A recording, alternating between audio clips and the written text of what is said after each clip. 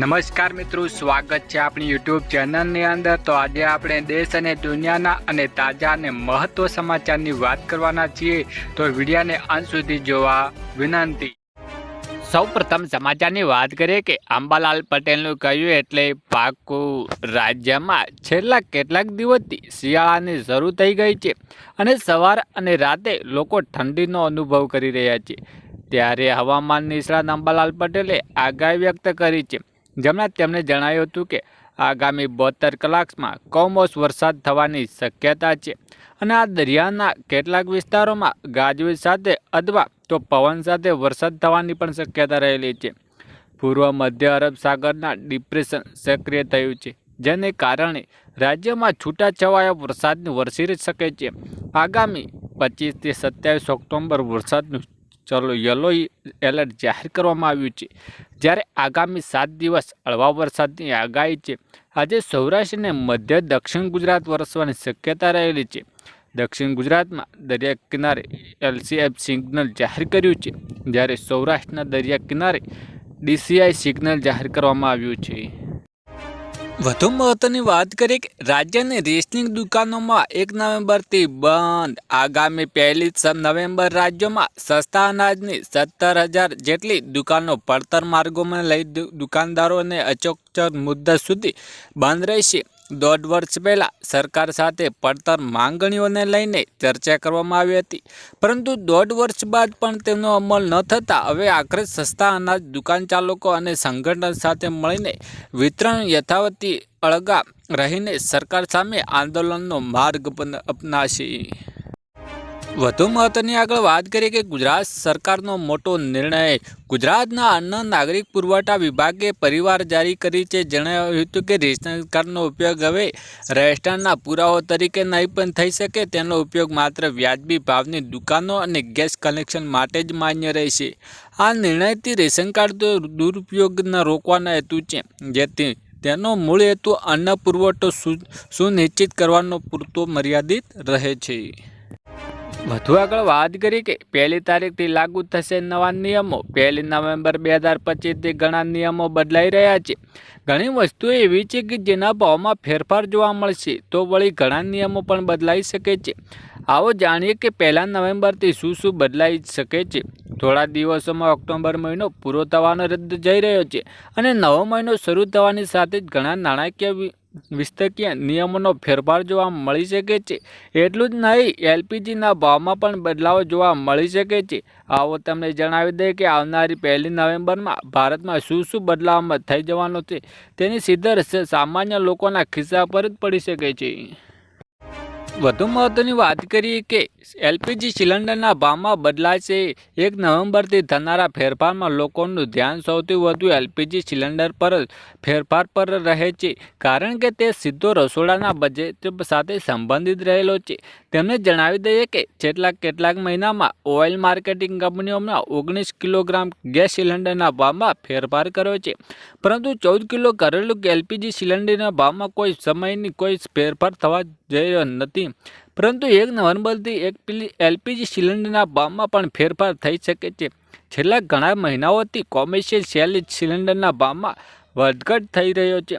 ગયા મહિને કોમર્શિયલ સિલિન્ડરના ભાવમાં પણ સુધારો કરવામાં આવ્યો હતો।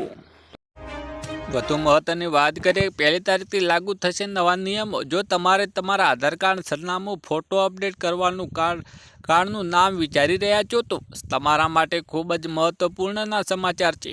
Unique identification authority of India Aadhaar card update સંબંધિત નવા નિયમો જાહેર કર્યા છે। આ નિયમો 1 ઓક્ટોબર 2025થી અમલમાં આવવામાં આવ્યો હતો।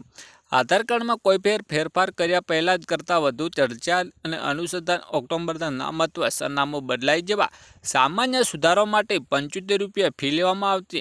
બાયોમેટ્રિક માહિતી ફોટો ગિફ્ટ અપડેટ કરવા માટે 125 ફી લેવામાં આવે છે અને 7 થી 17 વર્ષની વયના બાળકો માટે બાયોમેટ્રિક અપડેટ માટે 125 ફી લેવામાં આવે છે। જો કે નવું આધાર કાર્ડ બનાવવા માટે કોઈ ફી લેવામાં આવશે નહીં અને તે પહેલાંથી જ મફત રહે છે। વધુ આગળ વાત કરીએ કે પીએમ જનધન યોજના નરેન્દ્ર મોદી સરકારની લોકપ્રિય યોજના પ્રધાનમંત્રી જનધન યોજનામાં 11 વર્ષ પૂર્ણ થયા છે. 11 વર્ષમાં આ યોજના હેઠળ ખોલવામાં આવેલા ખાતાની સંખ્યા વધીને 56.16 કરોડ થઈ ગયા છે. તેમજ સમય ખાતાઓમાં 2.68 લાખ કરોડ રૂપિયાની જમા થઈ ગયા છે. આ યોજના હેઠળ ખાતાના ધારકો માટે ઘણી મોટી સુવિધાઓ પણ મળી રહી છે. સુવિધાઓમાં એક ઓવરફાસ્ટ પણ છે. ઓવરફાસ્ટ મર્યાદા શું છે? પ્રધાનમંત્રી જનધન યોજના હેઠળ લાભાર્થીઓને 1000 રૂપિયાની સુધી ઓવરફાસ્ટ સુવિધા મળી શકે છે. તેમણે જણાવી દઈએ કે ઓવરફાસ્ટ હેઠળ જો તમારા ખાતામાં પૂરતા પૈસા ન હોય તો પણ તમે ચોક્કસ મર્યાદા સુધી પૈસા ઉપાડી શકો છો અથવા વ્યવહારો પણ કરી શકો છો. આ યોજના હેઠળ બધા લાભાર્થીઓને 2 લાખ રૂપિયાની અકસ્માત વીમો પર કવર સાથે રૂપિયા ડેબિટ કાર્ડ પણ મળે છે. વધુ આગળ વાત કરીએ કે હવે તમારું વીજળી બિલ ઝીરો. વીજળીના વધતા બિલોને પરેશાન છો તો તમને આ સરકારી યોજના વિશે જરૂરથી જાણવા જોઈએ. આ સરકારી યોજના અંદર દ્વારા ન માત્ર તમારી વીજળીના બિલ ઓછા થશે પરંતુ દર મહિને પૈસાની બચત પણ થઈ શકે છે. કેન્દ્ર સરકારની પીએમ સૂર્યઘર યોજના દ્વારા લોકોને ભારે વીજળીના બિલમાંથી રાહત મળી શકે છે. પરંતુ 2 મહિનામાં 10,000 રૂપિયાની બચત. ઉત્તર પ્રદેશના જૌનપુરમાં રહેવાસી લાભાર્થીઓને જણાવ્યું હતું કે આ યોજનાથી ખેડૂતને જળે અને બચેલા નેક રહો છો થઈ શકે છે. વધુ આગળ વાત કરી કે લાખો લોકોને ફાયદો. મોટો નિર્ણય. જન્મ મરણના દાખલામાં હવે ફેરફાર સરળ બન્યા છે. રાજ્ય સરકારમાં જાહેર કરેલા નવો પરિપત્ર કહે છે કે જન્મ કે મરણમાં દાખલા કઢાવતી વખતે કોઈ પણ કલાક દ્વારા કોઈ પણ પ્રકારની ભૂલ રહી ગઈ હશે તો કોમ્પ્યુટરમાં નોંધ કરતી વખતે કોઈ ભૂલ રહી ગઈ હશે તો તમારી ભૂલ યોગ્ય દસ્તાવેજના આધારે કરાઈ કરીને સુધારો આપવામાં આવશે. આ ઉપરાંત જો જન્મ મરણ દાખલા કોઈ ભૂલ જાણી જોઈને કરવામાં આવી રહી છે તો પુરવઠો રજૂ કરવા પડશે. ખરાઈ બાદ ફેરફાર કરી શકાશે. વધુ આગળ વાત કરીએ કે 25,000ની સહાય ખેડૂતોને. ખેડૂતોને 25,000 રૂપિયાની સહાય મળશે. ગુજરાતના ખેડૂતોને ખેતીકામ ખૂબ જ સહાય સ્વરૂપે આપવામાં આવે છે.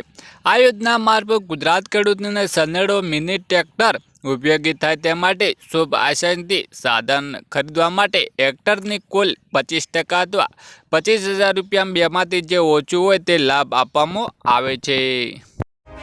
વધુ આગળ વાત કરીએ કે મોદી સરકારની દિવાળીની ભેટ.